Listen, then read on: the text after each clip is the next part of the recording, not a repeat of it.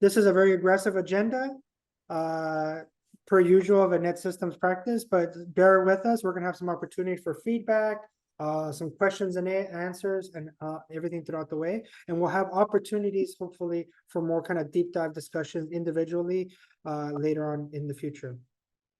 Right now, what I would love an opportunity for y'all, if you can do me a favor, in the chat box, if you can type in your name, your title, your district, and to maybe kind of spend a minute to talk about your favorite Secret Santa or White Elephant gift ever.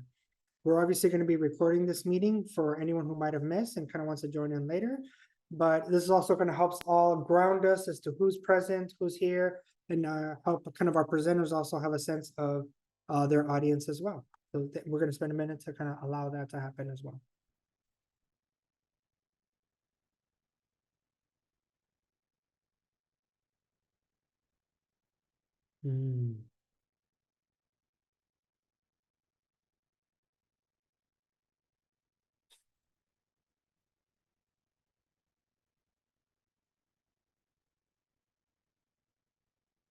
Justin, I see your submission of lottery tickets. I think the follow-up question is, did they bear fruit as lottery tickets as a White Elephant gift exchange? They weren't the what was it, somebody that won the $1 million and something, but maybe $20 or $30. It's a gift that keeps giving, right, Juan? Yeah, that's a good one. And then you reinvest that in lottery. No, just kidding. There you go. That's how they get you. Okay. If anyone is deeply curious, this year for Ed Systems, we're doing our kind of gift exchange, and our theme is as seen on TV. So you have to buy a little item from like a little gimmick or gadget that we all have seen commercials around in our youth or kind of growing up. So yeah.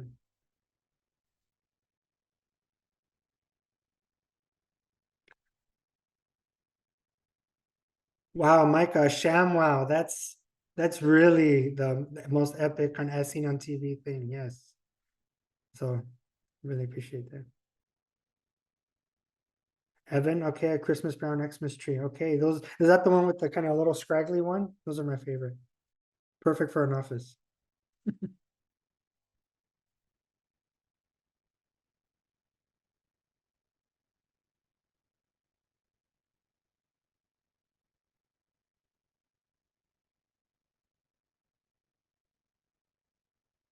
Marcella, your suggestion, the chopped vegetables and fruit is also a famous as seen on TV item. I think that Yeah, the slap chop. This was not a slap chop, but I do use this kitchen gadget all the time. that one does appeal to me. I really do want to try to get that one, and it's just like, nah, should I do it? But now with your recommendation, I might go the final mile. I use it all the time.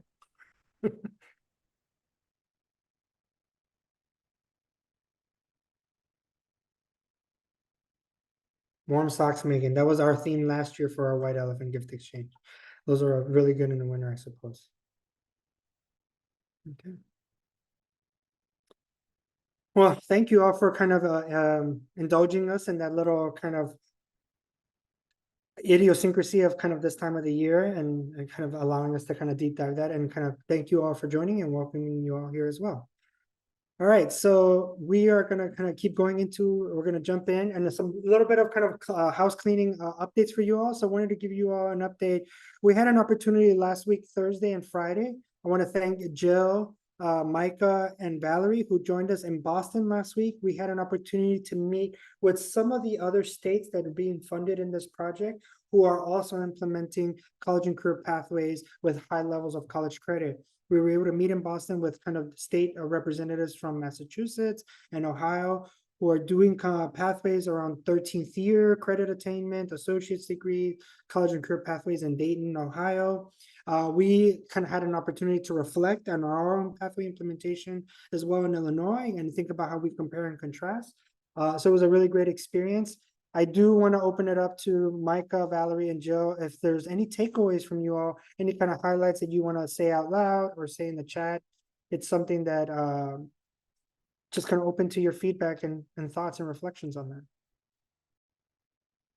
Hi, everybody. It's Micah. I just wanted to say that it was great to get some ideas on what everybody else is doing. And I kind of came away with that pathways is something that everybody's trying to do, but everybody's trying to find the way that makes it work best for them in their particular location. There was some really cool things that came out about a 13th year, about trying to get students dual degree attainment and things like that. But really, there was a lot of opportunity around creating more partnerships with our secondary or post-secondary partners, and basically all the things that we're doing here in Illinois. And it was great to be able to speak to the work that we're doing, and then also to share those ideas with others. Thank you. If any of you are having some severe and significant FOMO, you're going to have another opportunity to jump in and kind of participate and kind of enjoy from the benefits of a convening.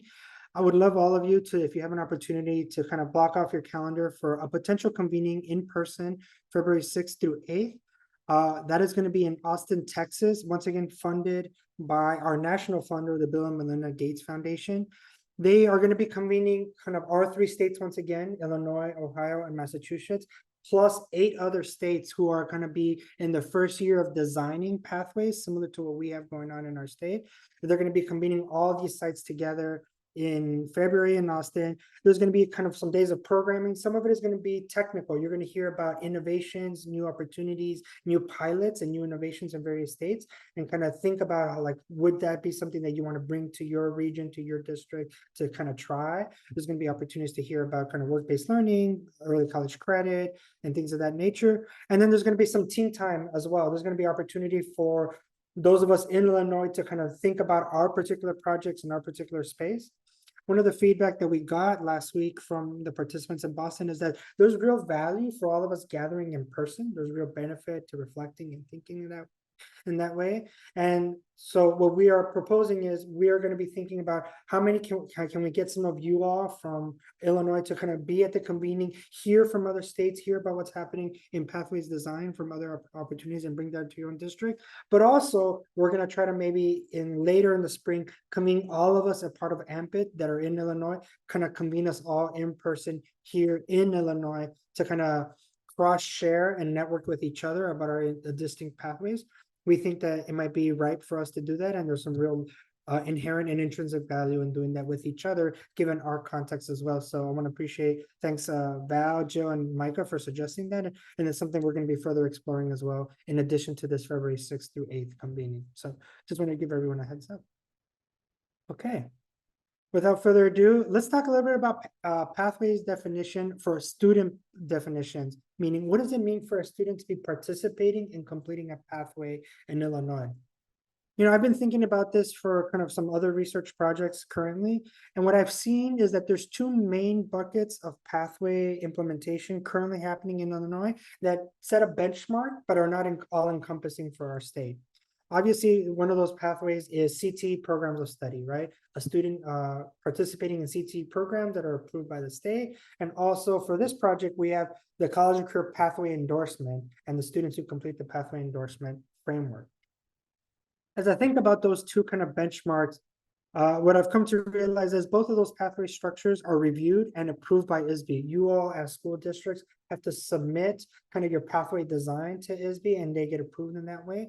And in that submission process, there's actually a lot of overlap in the pathway design, right? You not only have to submit course sequences, but you have to include reference to robust work-based learning, college credit access, and things of that nature for employer partners. So there's a lot of overlapping kind of a lot of overlapping structures in those pathways designs.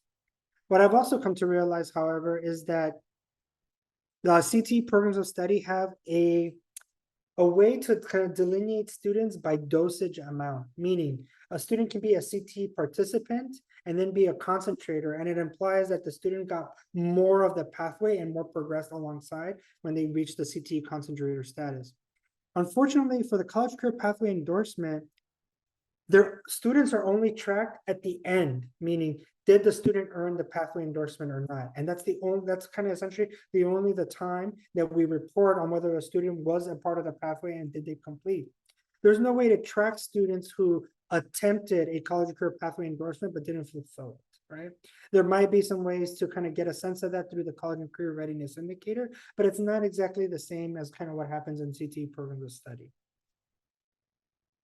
And there's also benchmarks in both of these pathway designs for multiple categories of student experiences, right? There's a lot of tracking around in the pathway endorsement around what are the work-based learning opportunities that they did? What are the courses that they did? Are they kind of fulfilling the requirements in math and English, so on and so forth. In the CTE program study, the student is only defined by their CTE course sequence. Did they initiate as a participant, and then did they kind of further themselves as a concentrator? As you guys know, in Illinois, we, as a part of AMPIT, we are implementing two kind of distinct pathways for AMPIT, right? At the bottom is the Illinois College Career Pathway Endorsement, Tier 3 pathway, which is mean a student in IT who earns the 6 hours of college credit, completes the work-based learning, avoids remediation, they earn the pathway endorsement, and that's one of our benchmarks and one of our pathway designs. We also have this more robust Tier 2 pathway that we're incentivizing all of you to approach or go towards by year 2 of this project. And what that means is in Tier 2, we're asking students to complete all the requirements of Tier 3, but add more additional college credit hours to their completion, right? Meaning we want students to get 15 credit hours overall by their senior year of high school, 6 of those hours being in IT, and the rest of those college credit hours being in general education courses like English, math, maybe science or social science, but kind of coming to 15 credit hours as a package.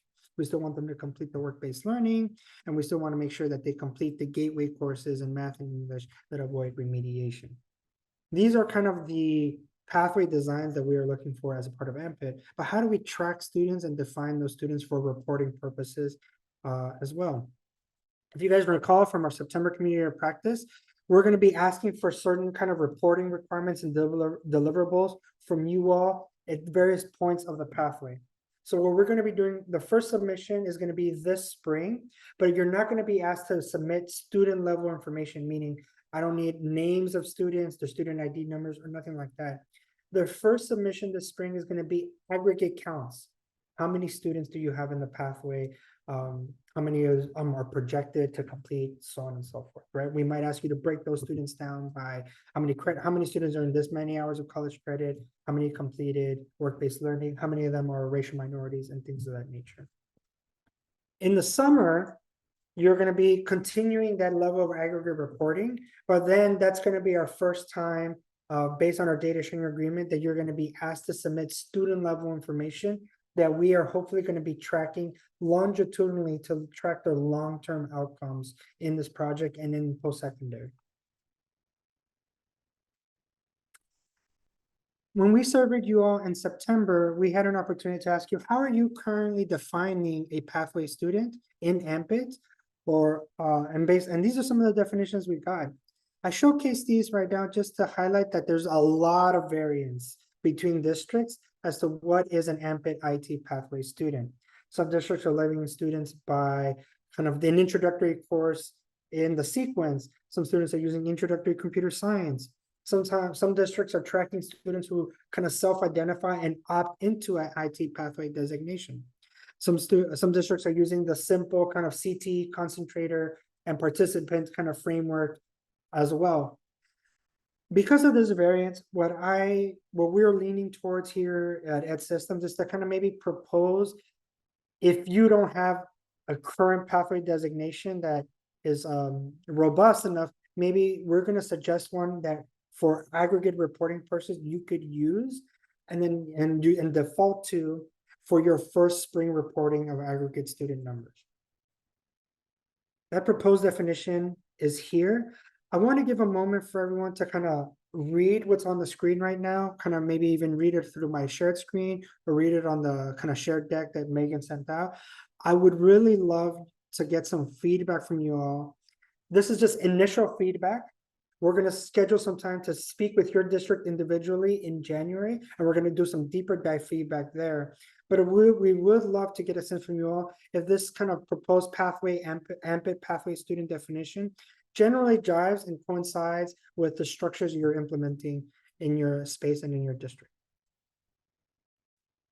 As a summary, because many of you are implementing these pathways, I've thought about kind of defining the student by junior year, right?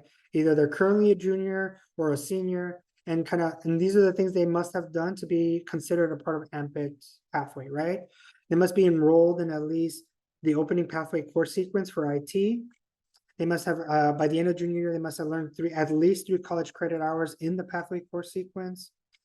If you're doing the tier 2, that higher level threshold pathway, they must have started earning college credit in some of the other subjects beyond IT.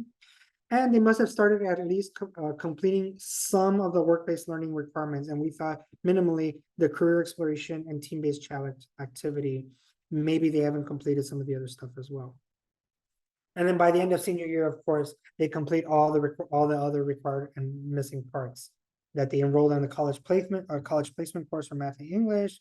They complete the rest of their credit hours for the IT pathway course sequence, but also the general education courses if you're doing tier 2.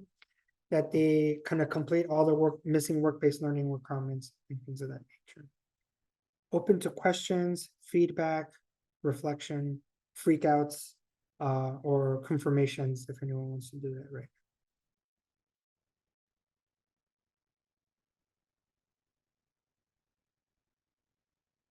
I guess one of my questions, in the junior year, you specified the 3 college credits in the pathway sequence.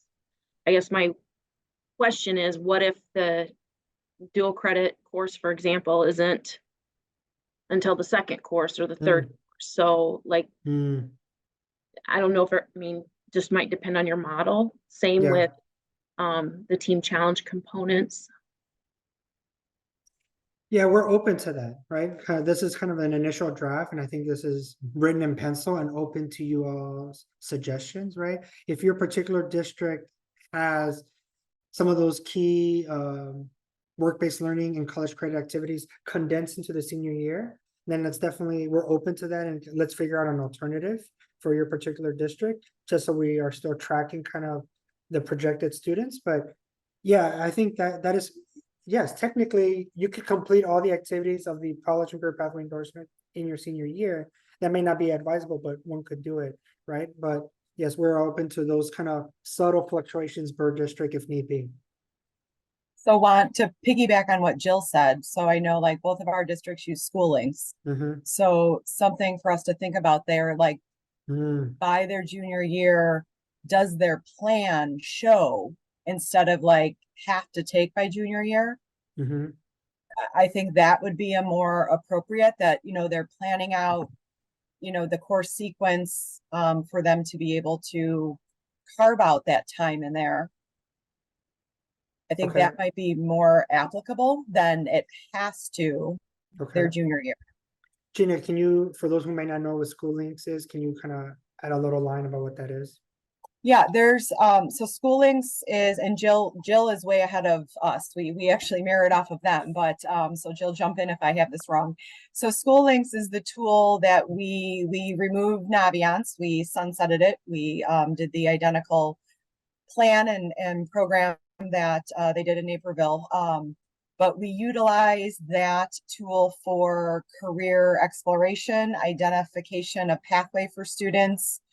We do all of our work-based learning in there, and students also, the pathway plans are embedded in there. So a student can begin planning their 4 years as soon as they've identified a pathway with all of the course sequences, early college credit, clubs, activities that are all associated with that pathway, and they can begin mapping that out as early as freshman year. Obviously, there's very intentional conversations that go along the way, a review of that, but it's very much allowing that student to have that basically pathway visually in front of them, to be able to kind of manipulate, yes, I like it, I want to learn more and I want to keep going, or no, I tried it, I didn't like it, and now it's time to kind of reflect and go in a different direction. But it's very visual for both students, parents, and it's a nice place to onboard our stakeholders as well. Jill, jump in on the areas. Okay. Oh, you did wonderfully. I guess the other question I have based on what Gina said is like a 10th grader would tell you what career they're interested in. So we would all have that data as a potential IT student. And I would propose maybe trying to simplify the senior year bullet points, because that's a lot in there to track and report on. I mean, the senior year is describing just kind of complete the pathway, and I'm just kind of I'm delineating what it would mean to complete the pathway. But what I'm hearing very interesting is more about the junior or sophomore year. What does it mean to start, and adding an or statement of do what is written here, or have identified a plan to complete those activities through the path of the student planning system or something like that, right? Okay. Any other feedback, questions, concerns from folks?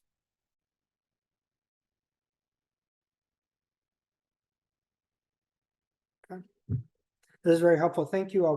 I'll kind of take this feedback, integrate it into the model, and kind of follow up with you all in individual kind of district check-ins that we're gonna try to schedule for January to kind of confirm or alter your particular district's kind of pathway student definitions to kind of further refine it one more time. So thank you all for this feedback. And as you all know, you're welcome to send us feedback in the chat at any time during this presentation, or also email us with additional feedback as well. As a quick refresher and reminder, nothing for you to do now, but this kind of diagram is just kind of it's just reminding you all of our kind of longitudinal data analysis and strategy, which is essentially the State Board of Education, ISB, collects information about each of your students that you already submit as a district, right? The student ID numbers, their free and reduced lunch information, all that kind of stuff. That information is very secure. And is actually maintained in partnership with another department of Northern Illinois University, the Illinois School Report Card team. I think most of you all, actually, I think all of you signed data sharing agreements, granting us access to that information from your district, and kind of being able to kind of aggregate that information at the student level, and then granting us an opportunity over time to match that student information with databases when they appear in the community college system or the Board of Higher Education or employment wage data as well. So that is going to be the structure of what we're doing. You agree on the left-hand side, you're granting us access, in the short term to kind of aggregate and maybe dashboard that data, but in the long term, should the infrastructure continue to evolve, kind of track those students over time and really check, did those students continue along an IT program at the post-secondary level, or did they start working and earning wages in line with our labor market goals?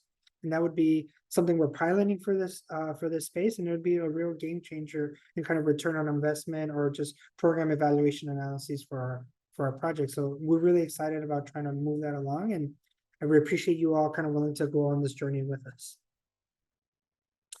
If you are looking for kind of a sample and idea of like, well, what is it that they're going to be collecting this spring?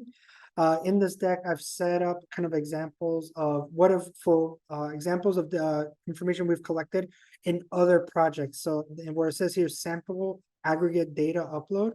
This is an example of kind of the information we've collected in round one from our first three participating districts, which were Chicago, District 214, and District 100, where we just collected from them how many students completed this many credit hours, and they just put kind of aggregate counts of students and then their projections.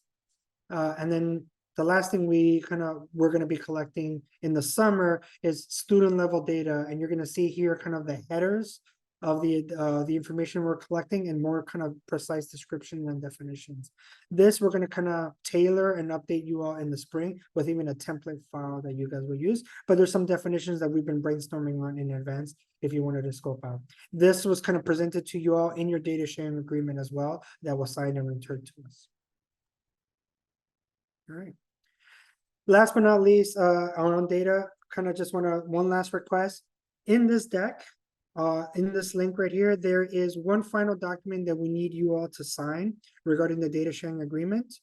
And this document is like basically a letter that confirms my district has signed a data sharing agreement with Ed Systems. We are allowing them to access our data once it's uploaded to them. So it's just a one-page document that references your data sharing agreement.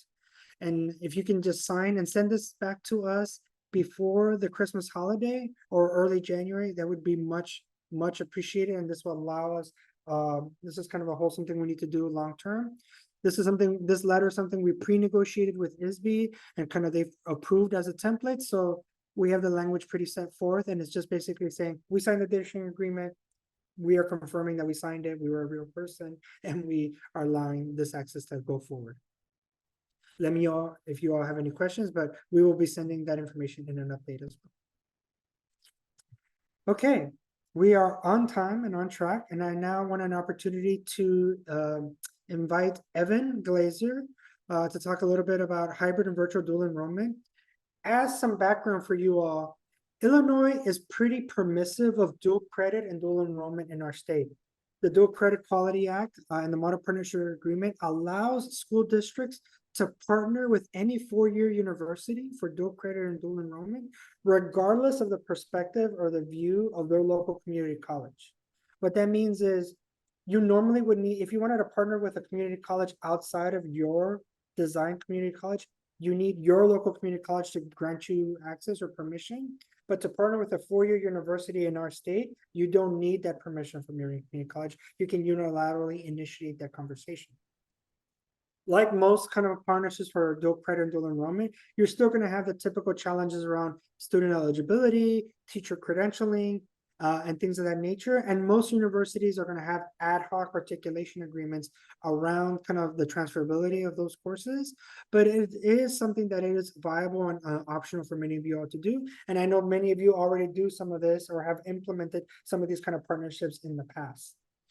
IB, if you're ever looking for like, well, which colleges offer, universities offer a dual credit in our state, IBHE actually kind of provides a link of a list of universities and for which region they're approved for in this website. It's something that I would really encourage you all to kind of take a look at if you really wanted a deep dive. I also wanted to give you guys an update that November 14th, a national organization called Education Strategy Group, similar to EdSystems, highlighted some innovations around kind of virtual and hybrid dual enrollment. In particular, they highlighted the Community College of Vermont and Arizona State University and some opportunities that they are doing in their states, and that they can also partner with us in our state if you wanted to go that route. I know District 214, who's here, has partnered with Arizona State University in the past. If you want to kind of hear about those opportunities, we have a recording, a link and kind of slide deck attached to our deck here, and I invite you all to check that out. But now I'd like to invite Evan from the Illinois Math and Science Academy to talk a little bit about their opportunities in this realm as well. Thank you, Juan Jose. I really appreciate the chance to have some time with all of you today. I wanted to connect with you because at IMSA, we're trying to make our courses more accessible to students who are not here on a full-time basis. So what I'd like to do is first pop into the chat info on one specific course that we're making available now. I'll provide a quick overview of that. And then I'd like to take a step back and then talk a little bit about why we're doing this. So is it the second link right here? Yes, it is. So yeah.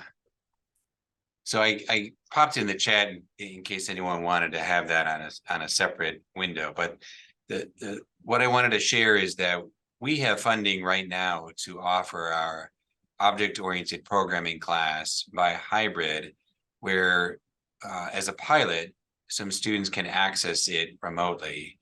Now, we want to prioritize students who are in 11th and 12th grade, coming from schools that we are currently do not serve, have not taken an advanced computer science course, but have taken an intro computer science course and are available at the time on which we're offering it, which is essentially the end of the school day.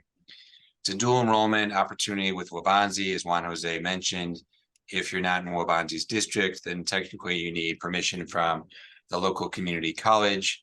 Our Waubonsie's president, Brian Canettle, is currently working on an arrangement to have an MOU so that it'll make it a little bit easier for students who are not participating in our local area. Because in actuality, we're a state serving institution, and we want to reach kids who we normally wouldn't reach or who wouldn't have access to an advanced course. So if you have students who have kind of taken an intro course, don't have access to an advanced course, and would be open to this opportunity, please pass it on today, because really we're collecting interest by the end of the week and would like to make some decisions about enrollment going into early next week. Now, I want to take a step back, so if you wouldn't mind, just going back to the slide deck and then click on the first link, the strategic direction. I want to talk a little bit about what IMSA is and what we're trying to accomplish and where we're headed. And I think Juan Jose, there should be like little arrow buttons. Yeah, great. So IMSA exists because we believe in transforming lives of kids, and we've believed that the fundamental approach is by transcending educational boundaries through inquiry and innovation. So doing research, engaging in entrepreneurship, internships in the tech fields very much aligns with also what you're trying to accomplish, as well as offering advanced coursework.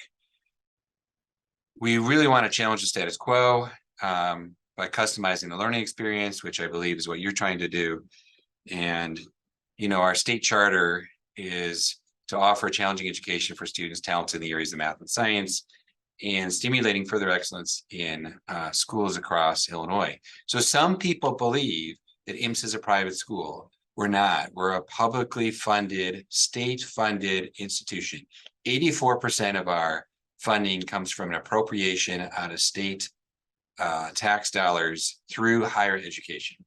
The rest of it is revenue that we generate to make sure that we can fulfill as many of our needs as possible.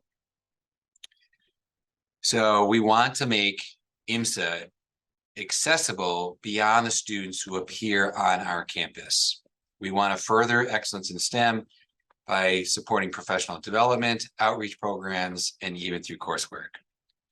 So last spring, we engaged in kind of a visioning process and convened 40 different groups of people, 40 or more, internal, external, educators in K-12, higher education, business professionals, really to understand how IMSA can have a meaningful impact in the future based on 4 core pillars, which is on the next slide. So we fundamentally believe that anything that we do should account for equity in STEM. Being a state funded institution, we firmly believe in giving access to kids who do not have access at the core. That is fundamental to who we are. We're committed to the growth of our people. We believe we should be a flagship of innovation, trying out new ideas, testing them out, sharing what didn't work, sharing what worked, and trying to implement that elsewhere, and supporting other school divisions throughout the state. And obviously, we want to be financially sustainable going into the future, so that whatever approaches we use, we need to make sure we're cost neutral. So the opportunity that I had shared with you earlier is available because that was included as part of our state appropriation. Go ahead to the next slide. So as we think about our strategic direction, our intention is actually to redefine what it means to be an IMSA student. It's not just kids who are leaving their local community, coming to IMSA and experiencing 3 years as a student, as a boarding student. We have more than triple the amount of students who apply than we've provided seats to.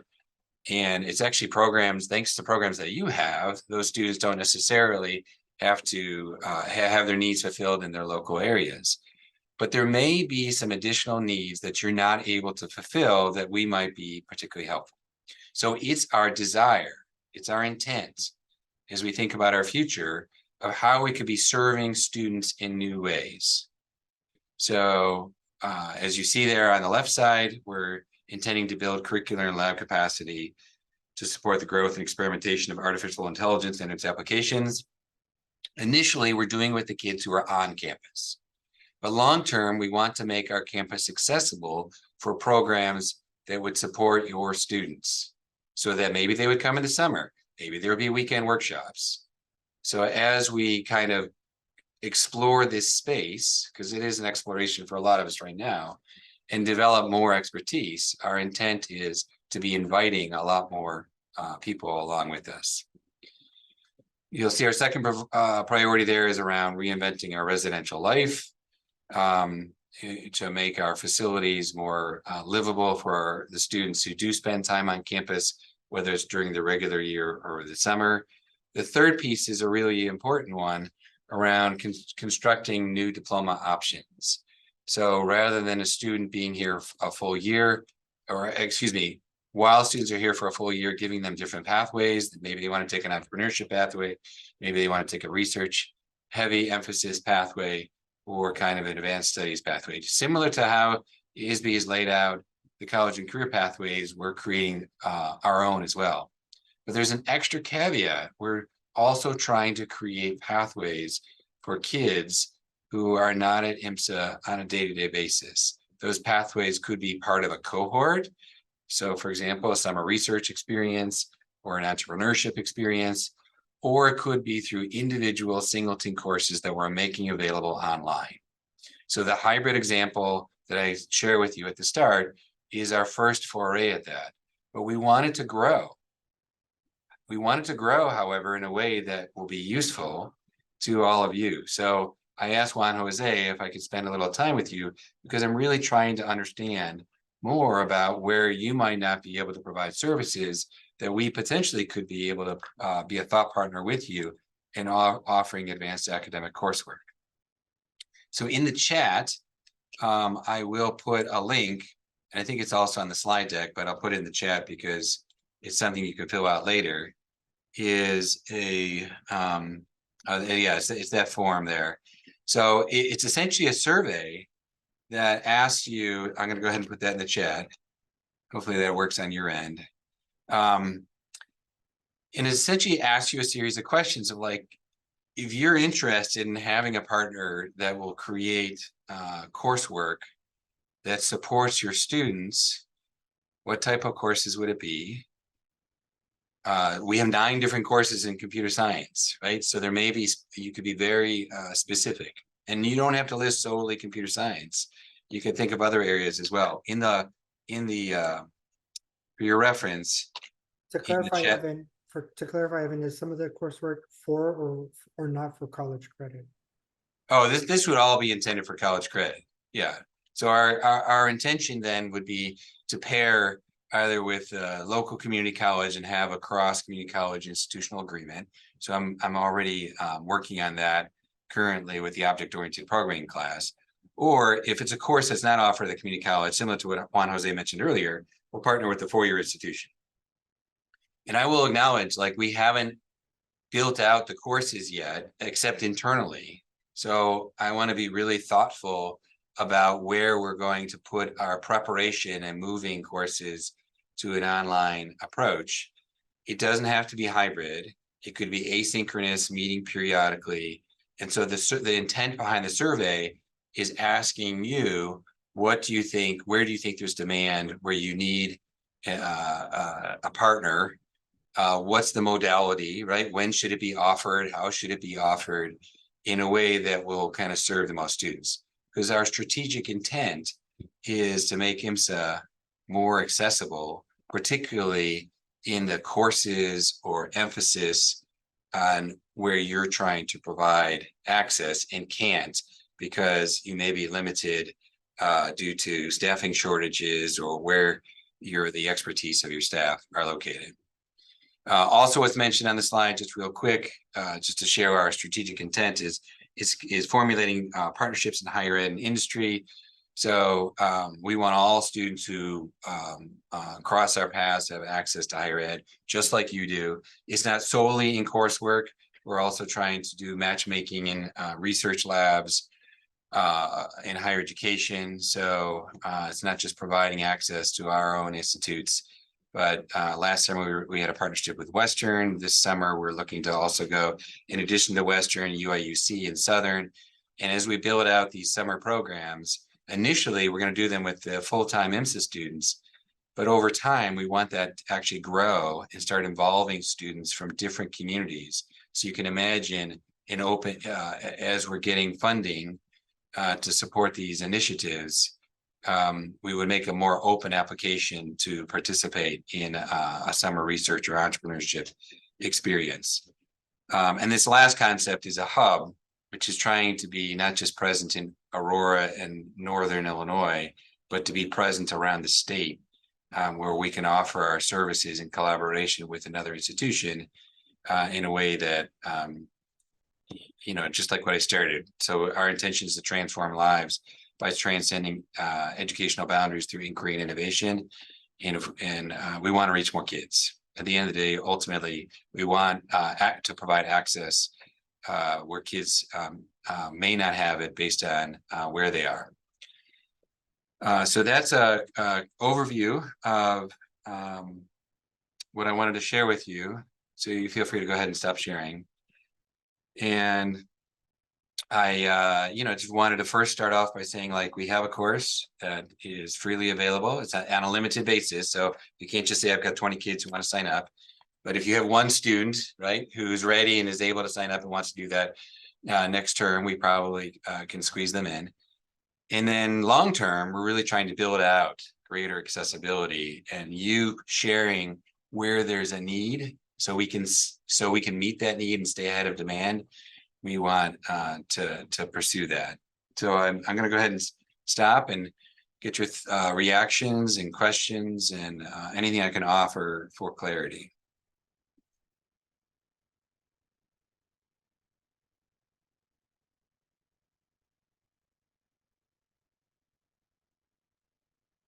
I would like to encourage all of us to kind of tackle that survey kind of provided by Evan. Whether you intend to kind of partner or not, I think just getting a sense of kind of where your district is in demand and kind of the courses that you might have gaps in, I think will inform them greatly, because if you're struggling with some of these gaps, other districts are likely struggling as well. We at Ed Systems are going to be pushing out that survey to kind of our email list and newsletters as well to kind of try to get as much information to them as much as possible.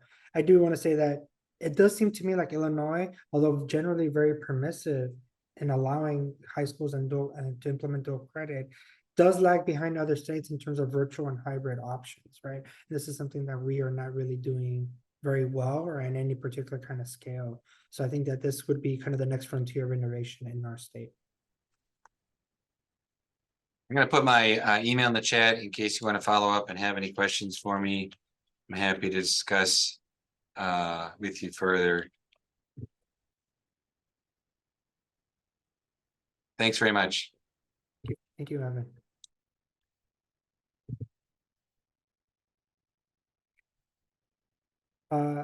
Our next guest, I'd like to kind of invite Illinois Institute of Technology, now going by Illinois Tech, to kind of present. Scott, I think I can try to allow you to kind of, can you see if you can share your screen? If not, I can do that, but let me know if that's possible on your end.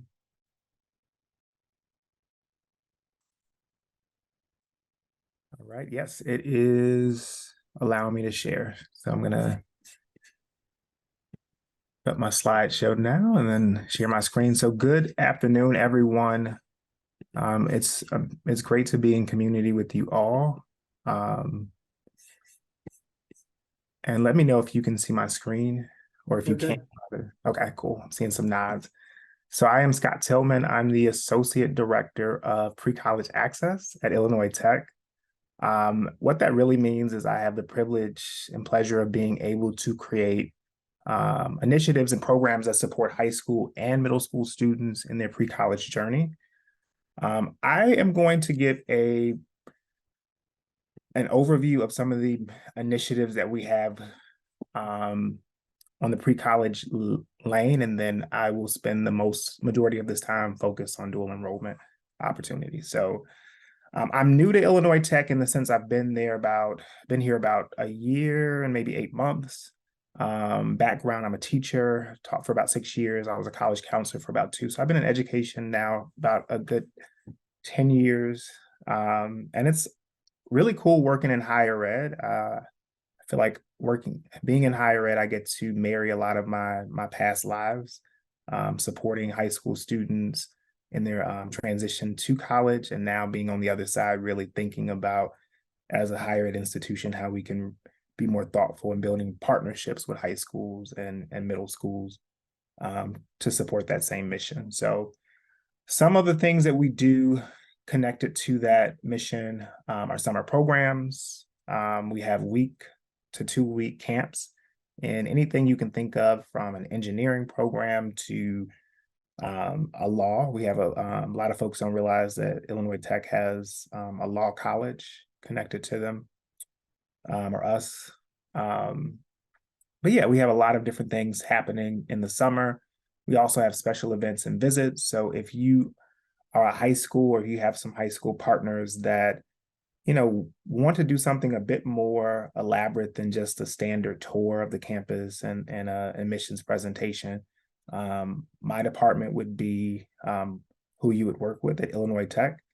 We have partnerships with all of the faculty and departments on campus where we've had high school students come on and work in our biology lab, or we've had a cybersecurity escape room event that we put on for high school students. So we can become creative based on what the need is, but we recognize that we're in a climate now where students just don't want to visit a space and have a transactional experience. They want to really leave with a bit more to chew on. So that's where we come in.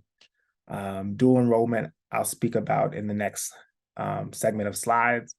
But we have some specialty programs such as DevUp Scholars, which is geared towards students from the South Side of Chicago. It's a mentorship 3-year cohort-based program where we now have about 100 students who are ranging from sophomores to seniors. And then we have built out apprenticeship opportunities with an organization called After School Matters. These are 10-week apprenticeships where students are mentored by faculty and staff or / students in anything ranging from law to computer science to biology, so on and so forth. So we have a lot of wonderful things that have been built out and expanded since I've come to Illinois Tech, and I'm really grateful to be able to see a lot of my vision, come to life. So also on this call is Monica Ortiz, who is our dual enrollment coordinator. I am going to make sure you have her contact information too if you have questions around dual enrollment. But this is her second week, so I told her I would lead this presentation so she can just see me in action. So speaking of dual enrollment, when I came to Illinois Tech, we had a couple of classes that were offered to some partner CPS schools. Currently, we have 9 tracks. So when I say tracks, that means that students can take multiple classes in a specific discipline starting this semester or next semester rather. And yeah, this has been really cool to see built out. A lot of departments have been excited about offering opportunities for high school students to take classes at Illinois Tech.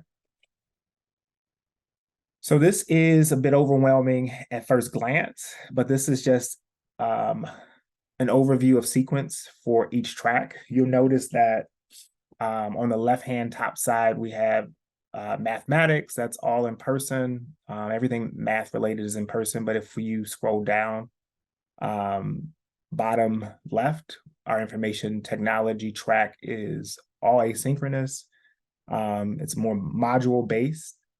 And then on the right-hand side, we have hybrid, meaning depending on the class or the semester, any one of these classes can be in person or have an asynchronous component. Our faculty are really, again, excited to offer dual enrollment opportunities for high school. So we had a couple of in-person classes this semester, actually. One of our business and econ classes was intended to be in person only, and our faculty saw the demand and they were willing to offer it asynchronously. So if it says in person, don't fret. There's room for us to have discussion based on the need. And then this is just an overview of what I shared previously, just kind of a history. Fall of 2022, we had about 20 students taking dual enrollment with us. And then it grew into 134 students last spring. And this fall, we have over 210 students. And each semester, we have more course offerings for high school students. So it started with me knocking on doors, asking if faculty would offer classes, and now faculty are looking for me, which is really cool. So I don't have to go over what dual enrollment is per se, but just a quick overview. Students taking classes with us that are dual enrollment labeled, I guess. This means that the students are taking classes that are usually offered to Illinois Tech students as well. And the students are able to earn credit from Illinois Tech. The benefits of dual enrollment overall is there's an increase in college graduation, college readiness, enrollment, and retention. And of course, it saves time and money for students. So what are the benefits of taking dual enrollment classes at Illinois Tech specifically? So one of the things that you'll notice in the track sequence is that our courses, we offer STEM courses. So there's obviously students who are interested in engineering and cybersecurity, so on and so forth. Like they have an opportunity to explore those disciplines starting their sophomore, junior year. And if the student, let's say, for example, is taking a class that they're not necessarily feeling connected to at the end, they can switch to another track. So it's not that they're stuck. But again, I think the benefits are that we offer STEM courses, we offer business, and we offer humanities. There's both asynchronous and synchronous options.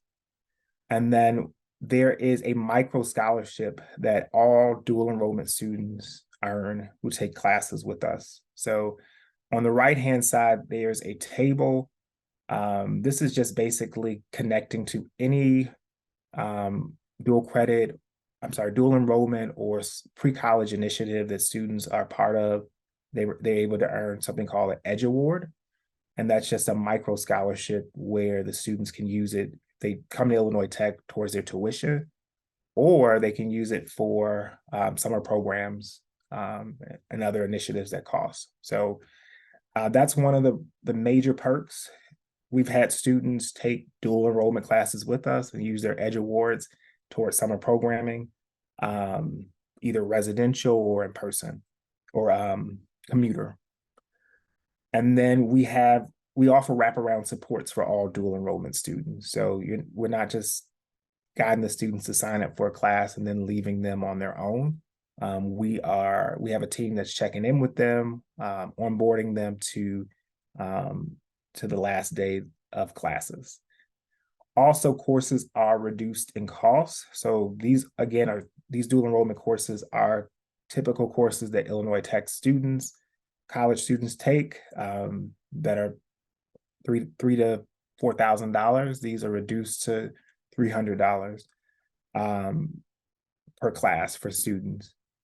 So one of the things that I also want to note is partnerships are really important. So we've had some partnerships with some schools where we're able to support students at a reduced cost based on the need. So I don't want the price to be alarming. We really want to just provide a path of access. Another Scott, quick question for you. Is there a possibility that school districts can pay on behalf of the students? Is that? Yes. Okay. Yep. So we actually have some school districts doing that now. So, additional reasons why students should take dual enrollment classes with us. Just shameless plug, we're number one, according to the Brookings Institution in Chicago region for occupational earning power. Number 23, according to Wall Street Journal, in best colleges, and then number 29, according to US News and World Report for best value. So I think it's pretty clear. We're a four-year institution. We a private institution. I think there's a lot of perks that I'm trying to also work with our admissions side to make sure that students not only take classes with us, but have kind of like the red carpet rolled out for them in support if they choose to apply to Illinois Tech and become students. So I mentioned the wraparound supports, but I'll just quickly reiterate some of the things that students who take dual enrollment will be able to have in their pocket. So we'll offer an orientation for all dual enrollment students exclusively a week before classes begin. Our ECP team, so Elevate College Prep team, does weekly audits of their Blackboard, which is a system that they use to view their classes. And what that auditing why that auditing happens is really just to, one, see if the students are logging into Blackboard. A lot of times we can catch issues and mitigate them early on if students are having issues logging in. And then we want to see how they're doing in their classes and provide some recommendations. We also offer a Slack channel for our dual enrollment community, so students can engage with one another and get that additional support. There's tutoring. Every class has tutoring connected to it. And then we send out weekly emails regarding class assignment reminders, tutoring opportunities, and other resources. And last but not least, a dual enrollment student would have access to our digital library, or they want to come in person, they can as well. So I won't go over each of the classes for the spring just because Monica already put a list of the courses in the chat for you to review. But I will kind of segue into how to partner with us. So I'm just going to move us through. So essentially, we want to partner with high schools. That's the goal. The dual enrollment works well. It's strong. It's more powerful when we have partnerships with the actual school. So we prefer, if a student reaches out to us for a class, we'll try to connect with their college counselor, because we believe that students do well when they have an adult in their school building that is aware that they're taking the class, and we can, part of the FERPA that they sign is that we share information to be able to support the student. So for school partners, all you would have to do is just let us know that you're interested, or if there's a particular track or course that there's interest in, we can talk more about what that need is. I would say the process for how dual enrollment, how to bring it to your school is pretty much, again, determining what specific DE class that aligns to the school. So it may be that you have a CS, you have computer science already in your school, and you want to enhance it with a dual enrollment class, or maybe there's a gap of a specific content or discipline that you see in our sequence that can also enhance what the school already has. I would say determine the process for selecting students at your school to be a part of the process. So obviously the students would have to decide if they want to take dual enrollment with us as well.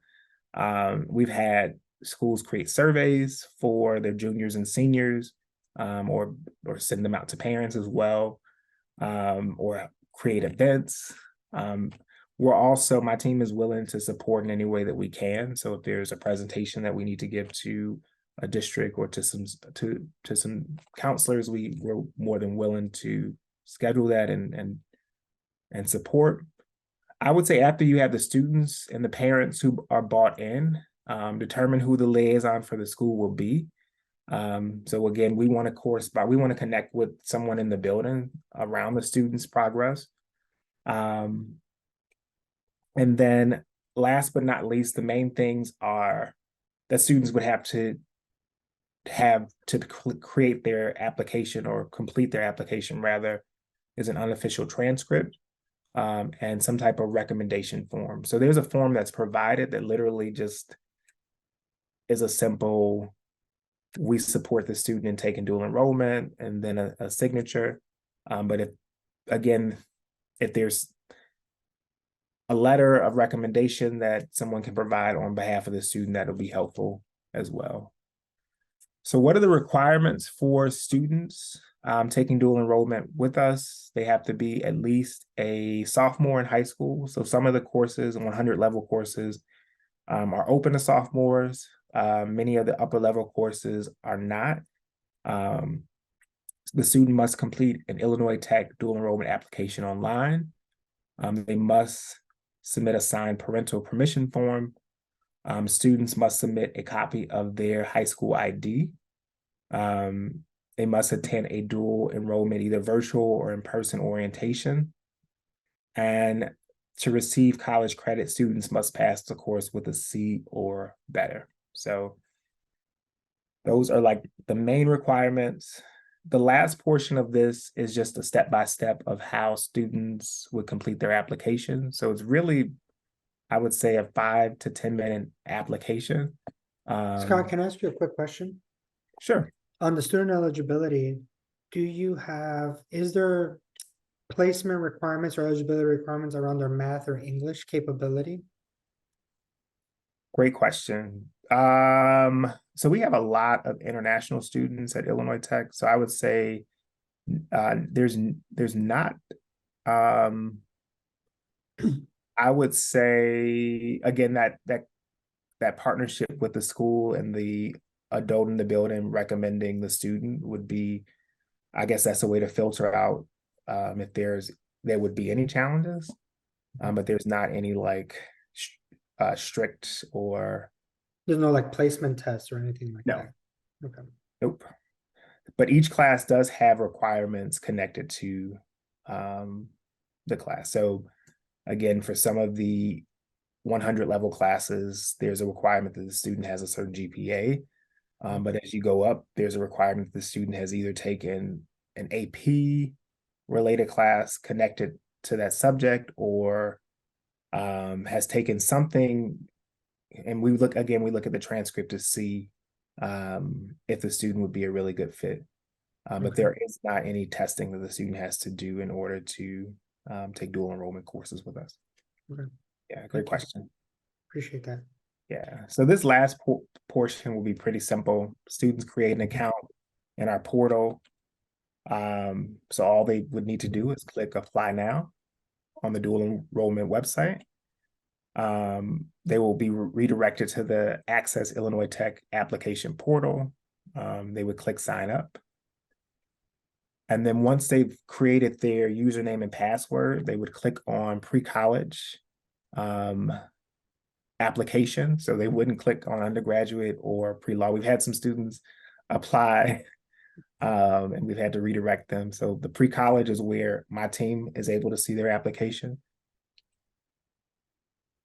After the student is in the application, they would fill out their biographical information, personal information, parent contact, unofficial transcripts, and then make sure that they have those forms, those recommendations from their school, a parent form that literally they can give to their parent to fill out in real time and they can upload. And then once the student has completed all that information, they would hit submit. So it would ask for the student to make payment. Once the student makes the payment, rather, then they would hit submit, and that's it. So, any additional questions or wonderings? I think for me, one additional question, obviously you kind of showcase your spring course offerings, but my impression is that given your emphasis on communication and collaboration between the district and Illinois Tech, that it probably takes some conversation, some prep work, some relationship building between you and the district, and that maybe a more likely goal would be like a fall start for dual enrollment opportunities. And then does it seem like, do you offer similar courses in the spring and the fall? Do they vary greatly? How does your thoughts on that? Yeah, so just connecting to the first part of your question or the thought, I think depending on the need of the school. So if there's something where they're like, we need a CS course for our students, like we can talk about it. It's fairly quick, but I think to your point, for larger entities, it probably would be more realistic for us to think about fall and to start those conversations in the spring to gear up for the fall. And to answer the second part of your question, each of the tracks, so if I go back to it, each of the tracks has a course that's offered fall and spring. So information technology, everything is asynchronous, whereas biology, there may be 2 classes offered in the fall and maybe only 1 offered in the spring. I think that's kind of where we're at now. But we can revisit, I would say, depending on the time that we're in, we can revisit what's happening for the next semester as it comes, because there's always, like I mentioned, there's always departments that are reaching out saying, hey, can we add this to the sequence? This will be great for high school students. So we may have even more courses ready for you the next time we connect. Thank you. Want to open up to see, I know I dominated with some questions, but if there's anyone else who had any additional thoughts or comments, want to welcome those as well.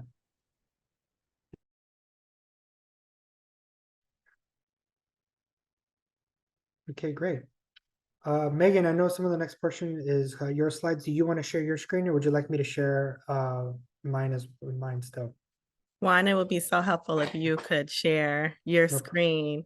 No Friends, problem. I have a little one who's not feeling well, so I had to go pick her up from school early. So I'm managing her and in this presentation. So in this moment, if you all know who Miss Rachel is, she's my co-parent in this moment. But thank you so much for joining us, and I really appreciate the presentation from Scott and from IMSA, and also, I'm sorry, Evan from IMSA and Scott from Illinois Tech. It was extremely helpful to learn about the courses that are available for dual credit at both of your institutions. So now we're going to segue into talking more about like how we at our regions and our districts are going to work to really think about what our pathways will look like. Next slide, please. And so we have some homework for you all to do. So in the chat, I am going to link to a folder on Google Docs that kind of outlines a template for you all to kind of review. Within each folder, there are templates that are directly linked to the various school districts. And then there's also a blank one just in case, there's a new district that you like to add, or if you'd like to share this opportunity with other colleagues as well. And so as you look at that folder and find your particular institution, the link links to a course sequence that we would like for you all to fill out. And so I'm going to explain to you the two parts of this process. So the first part is to identify our course sequences. And so as you can see highlighted there in red are our career focus courses within our pathway. And you all are very familiar with our model programs of study. And so this template is very similar to that, and also is very similar to the College and Career Pathway Endorsement application. And so there is a table there or key there in the first cell, the third column. And so I'm going to read through what those keys are. So number 1 is the course name. 2 is the number of semesters of the particular course. And then 3 is asking if the course is taken at a high school, a community college, a career center, a tech campus, etc. And then 4, we're identifying like the number of credits for that course. 5, we want to know, I'm sorry, I'm trying to. It's industry So 5, we want to see if there's any certifications or industry credentials associated with that particular course as well. And so you're going to document all of those things in the categories, in the appropriate categories there. So if that course at your institution is offered in the 9th grade, that dual credit course, you're going to identify that for career courses as well as our general education courses as well. Then we have a special note there in the 12th grade to really, not to forget those transitional courses too, or those early college courses that kind of supports the student in math and English. And then the last piece, when we're talking about leading to program, we want to know the post-secondary institution, which, you can just type that because it'll be yourselves, the name of the community college that you are working with, and or the degree and or the industry that you're getting from the particular community college as well.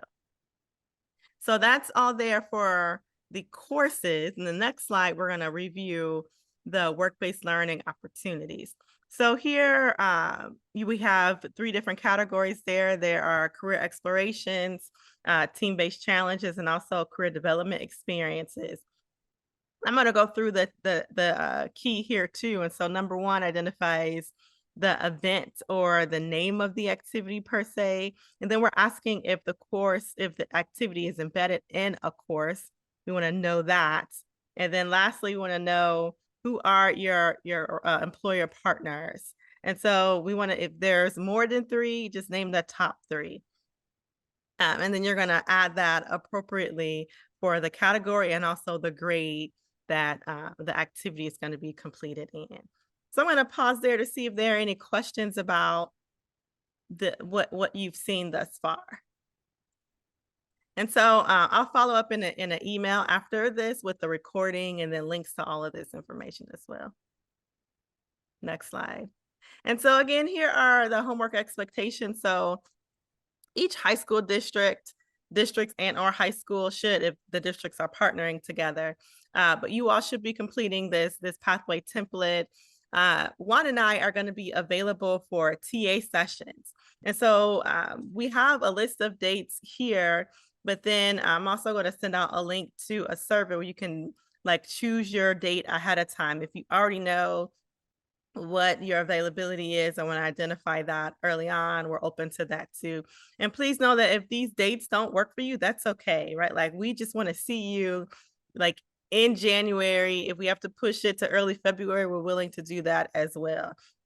And so these meetings are really to kind of help you think through what your pathway could be like and kind of think through some barrier reduction strategies. So if you're working through some issues or concerns that you have, we're willing to like make connections to other organizations, including within work-based learning opportunities. We like to support you through that process. We have an expert on our team that can really link you to additional resources as needed.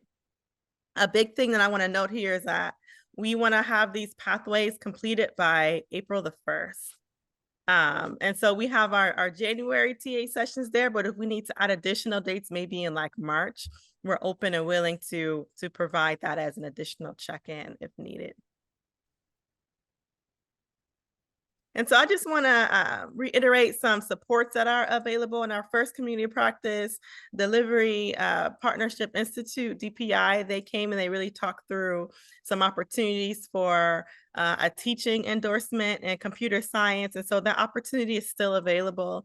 And so these headings are linked. So if you want to link to the flyer to receive additional information, you can do that. They are also hosting a series of really cool, innovative workshops that are open to any educator. And so I've linked, I have here like the dates there, but please feel free to click on this link and it'll direct you to the sign-in sheet and where you can get more information about that. Megan, there's a question if you have a sense so of. these workshops are free of cost. There are no costs associated with these workshops. Great, thank you. Sure. And so we've gotten a lot of really good information today from some great community partners. I'm going to take a moment just to, close with some reflections from you all. So if there is a thought or concept or idea or even a question that is still like circling in your mind, this is a moment to note that. If there is something that squares your thinking, we want to know that. And if you have a takeaway that you like to share with the group that's important to know, we want to hear that information as well. Feel free to unmute yourself and verbally state your reflections or utilize the chat as an option. Again, a thought that's circling in your mind, a thought that kind of squares your thinking, and maybe one point or takeaway. Hey, Megan, this is Justin from Woodstock. I just had a question for you or Juan. I know at the last meeting we had early in the school year, you had talked about the course sequence for teachers that are currently licensed, but maybe would want to get their endorsement in computer science. They don't have the coursework for it. Is that the same program I'm seeing here on the slide through the Yes. link? Yep, it Okay. is. Thank you. Yeah, I just wanted to note there that there's still space available. So if you have not signed up, or teachers have not signed up in your district, there's still an opportunity to do so. Great. So I see a few comments in the chats. I see a few plus ones here with Juan in terms of a benefit of viewing other pathways and doing a compare and contrast. Leslie, I see you're mentioning a very similar comment there.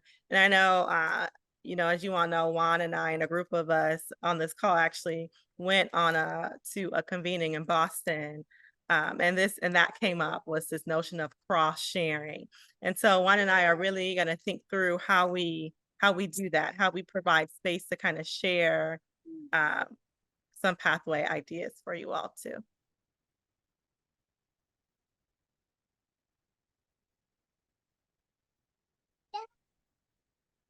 Well, if there aren't any other closing reflections, we really appreciate your thoughts and ideas and your attendance today. Again, this community of practice is being recorded, and then we will send this out along with the dates for TA sessions. If you have any other questions, feel free to reach out. I see some comments in the chat, so I'll go ahead and read them. So I see Scott saying if it would be great if we could have someone show us how they're doing school links as well. Okay, like that. Gina here, we can do a compare and contrast in Lake County for CCPE. Oh, okay, so we have a shared folder, team-based challenges, work-based learning, etc. Maybe we do that too. Absolutely. Yeah, we're gonna take all the notes here and compile them and then rethink what our next steps will be. And we'll, you know, include this feedback. Thank you all.